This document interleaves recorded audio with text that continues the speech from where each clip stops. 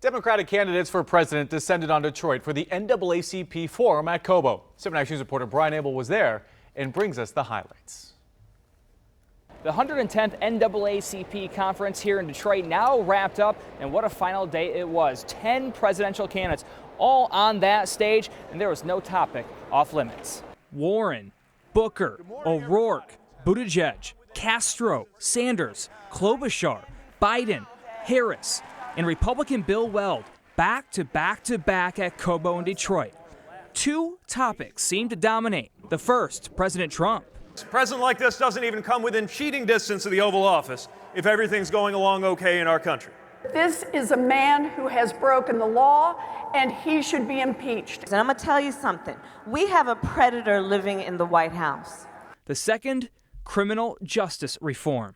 We now have more African Americans under criminal supervision than all the slaves in 1850. That too often times, if you're especially a young black man in this country, that you're treated differently at the hands of police. We have to admit that this criminal justice system is racist and go from there. I think we should shift the whole focus from what we're doing in terms of incarceration to rehabilitation.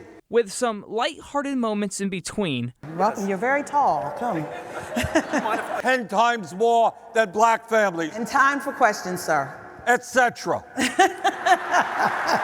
Many candidates crafting their time toward the Detroit and NAACP audience. We follow the lead of people like Janice Poindexter, whom I met here in Detroit, who told me about the fact that you have so many trans women of color who are being killed in this country. Only two candidates getting standing ovations.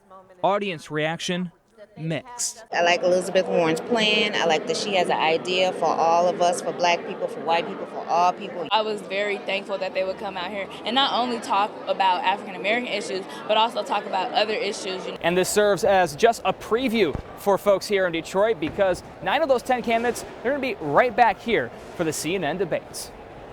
In Detroit, Brian Abel, 7 Action News. Thank you, Brian.